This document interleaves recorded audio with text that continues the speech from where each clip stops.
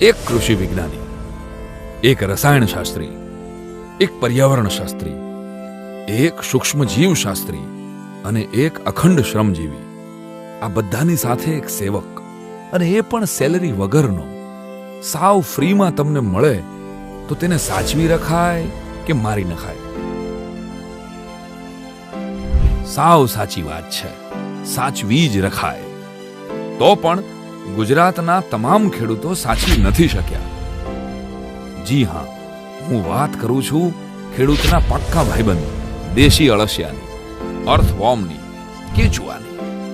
દેશી અળસિયા ધરતી માતાના હૃદય જેવા છે. વૈજ્ઞાનિક ડાર્વિન તો ત્યાં સુધી કહે છે કે માણસ જાતના જન્મ પહેલા પણ આ અળસિયા નિયમિત રીતે જમીન ખેડતા હતા. આ હિસાબે અળસિયાને કુદરતનો ખેડૂત કહીએ તો તેમાં જરા પણ અતિશયોક્તિ નથી. જે જમીનમાં હવાની અવરજવર અને ભેજ સંગ્રહ શક્તિ વધારે હોય તે જ જમીન ફળદ્રુપ કહેવાય. આપણે જેમ જમીનની ઉપર અપડાઉન કરીએ છીએ તેમ અળસિયું જમીનની અંદર અપડાઉન કરે છે. એક સાયન્ટિફિક સર્વે પ્રમાણે એક અળસિયું એક દિવસમાં 8 થી 10 વખત જમીનમાં ઉપર નીચે આવજા કરે છે અને એક દિવસમાં તે ધરતીમાં 16 થી 20 કાણા પાડે છે. અળસિયાનું આ અપડાઉન આપણી જમીનની ફળદ્રુપતાના ગ્રાફને અપ લઈ જાય છે. બીજી એક ફાયદાની વાત, અળસિયાના અપડાઉનને લીધે જ મહત્તમ પાણી જમીનની અંદર ઉતરે છે અને પાણીનો સંગ્રહ થાય છે. દેશના કિસાનને કારણે આપણા મોઢા સુધી કોળિયા પહોંચે છે. તેવી જ રીતે અળસિયા પાકના મૂળ સુધી પહોંચી તેને મોંમાં કોળિયા આપે છે.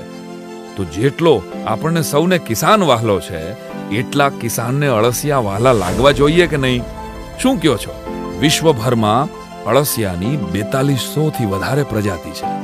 અંદાજે 1 ગ્રામ જેટલું વજન ધરાવતું અળસિયું 1 થી 10 વર્ષ સુધીનું આયુષ ભોગવે છે. અળસિયાની વસ્તી આશ્ચર્યજનક રીતે વધે છે.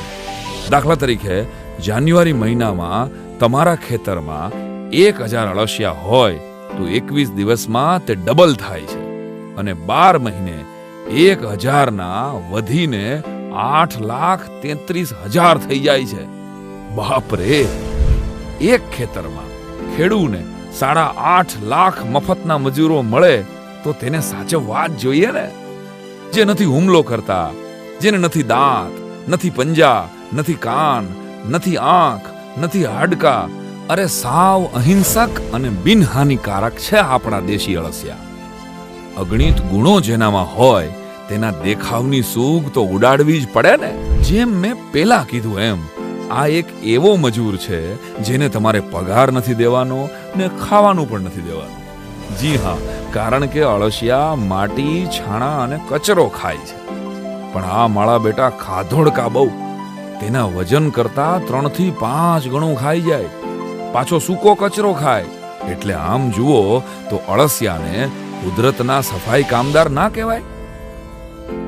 અળસિયાના ખોરાકને પચાવવા ઈશ્વરે આ જીવના પેટમાં ગિઝાર્ડ એટલે કે એક જાદુઈ ઘંટી મૂકેલી છે. આ ઘંટી ખોરાકનું ખાતરમાં રૂપાંતરણ કરે છે. ખપ પૂરતું પેટમાં રાખી અળસિયા 1000 રૂપે જે આપે છે એ જ થયું આપણું વર્મી કમ્પોસ્ટ. મારા વાલા, આ અળસિયાના ખાતરમાં સામાન્ય માટી કરતા 5 ગણો નાઇટ્રોજન, સામાન્ય માટી કરતા 7 ગણો ફોસ્ફરસ, સામાન્ય માટી કરતા 11 ગણો પોટાશ, સામાન્ય માટી કરતા 3 ગણો સેન્દ્રિય કાર્બન, સામાન્ય માટી કરતા બમણું કેલ્શિયમ અને 40% વધારે હ્યુમસ એટલે કે જીવદ્રવ્ય હોય છે. જેથી જમીનની ફળદ્રુપતા, નિતાર શક્તિ અને ભેજ સંગ્રહ શક્તિ વધે છે. આટલા ગુણ અને ફાયદા દેશી અળસિયાના છે હો. બધી વાતમાં વિદેશની વસ્તુનો મોહ સારો નહીં. સમજાય અને વંદન. કુદરતે બક્ષેલા આવા કૃષિના વફાદાર દોસ્તને સાચવજો, કારણ કે દોસ્ત ક્યારેય જમીન દોસ્ત નથી થતા.